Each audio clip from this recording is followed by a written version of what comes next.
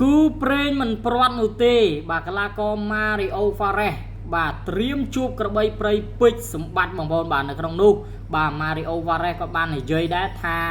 ដាក់ស្អីក៏បានដែរប៉ុន្តែលេង5ទឹកបងប្អូនការប្រកួតនេះគឺលេងកង់ចេញមករៀម5ទឹកតែម្ដងបាទការប្រកួតនៅទឹកដី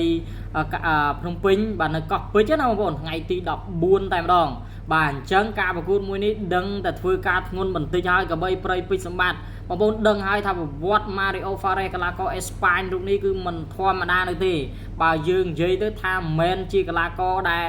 ដកដំឡូងទេណាបាទព្រោះអីគាត់ធ្លាប់ជួបជាមួយបូរ៉ាធ្លាប់ជួបជាមួយនឹងកីឡាករផ្សេងហើយអ្វីដែលពិសេសនោះគឺក្បាច់ក្បួនក្នុងការប្រកួតរបស់គាត់ហ្នឹងគឺល្អបច្ចេកទេសអញ្ចឹងហើយគឺធ្វើឲ្យកបីព្រៃហ្នឹងគឺរៀងយ៉ាប់ទៅហើយបាទប៉ុន្តែអ្វីដែលពិសេសហ្នឹងគឺបាទលេងកង់ចេញមករៀមបាទកង់ចេញមករៀមនេះមិនមែនកីឡាករពេជ្រសម្បត្តិឬមួយក៏លោកគ្រូក៏អ្នកសំទេក៏ប៉ុន្តែ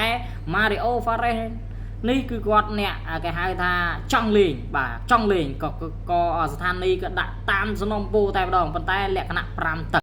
បាទអញ្ចឹងដល់ពេល5ទឹកអញ្ចឹងទៅគឺធ្វើឲ្យបងប្អូនពុកម៉ែពូមិញណាគេគិតថាលេងឲ្យដាច់ទៅស្រួលព្រោះដោយសារតែយើងមកដឹងថាមកដល់ពេលនេះណាគុណខ្មែររបស់យើងបើលេងឲ្យដាច់ទេមានការរិះគន់ច្រើនអញ្ចឹងហើយបើកាលណាលេងដាច់គឺល្អបំផុតហើយបាទអញ្ចឹងបងប្អូនយើងដែលកំពុងតែតាមដានទស្សនាគុណខ្មែរកំភ្លេចថ្ងៃទី14ណាហើយក្នុងនោះគឺមានកីឡាករផ្សេងបាទសប្តាហ៍ជន់គ្នាហ្នឹងប៉ុន្តែគ្រាន់តែថាខុសថ្ងៃបាទសិតសឹងថាជាកីឡាករល្អដែលមានការប្រកួតនៅក្នុងនោះដែរប៉ុន្តែគ្រាន់តែថាយើងចាប់អារម្មណ៍ថាគូនេះទំមតាប៉ះគ្នានឹងរៀងយូរមកដែរព្រោះឯដោយសារតែទៅដល់ទឹកដីក្រៅប្រទេសថាជួបគ្នាប៉ុន្តែអត់បានជួបប៉ុន្តែឥឡូវនេះគឺបាទគេហៅថាគូព្រេងមិនព្រាត់ហើយប៉ុន្តែចង់សួរបាទចំណាប់អារម្មណ៍បងប្អូនយើងគិតថាកបីព្រៃពេជ្រសម្បត្តិប្រមាណ%បាទ Mario Fares ប្រមាណ%ប៉ុន្តែបើសម្រាប់ខ្ញុំបាទវិញគឺខ្ញុំគិតថាគូនេះខ្ញុំអត់ហ៊ាននិយាយទេព្រោះឯដោយសារតែបើយើងនិយាយទៅគិតថាបើគិតពីសាច់ប្រកួតបើគិតពីភាពធន់គឺយើងមានដូចគ្នាក៏ប៉ុន្តែគ្រាន់តែថាទៅលើបច្ចេកទេសទេបាទព្រោះឯបច្ចេកទេសអ្នកណាល្អជាងគឺអ្នកនោះហើយប៉ុន្តែខ្ញុំគិតឃើញថា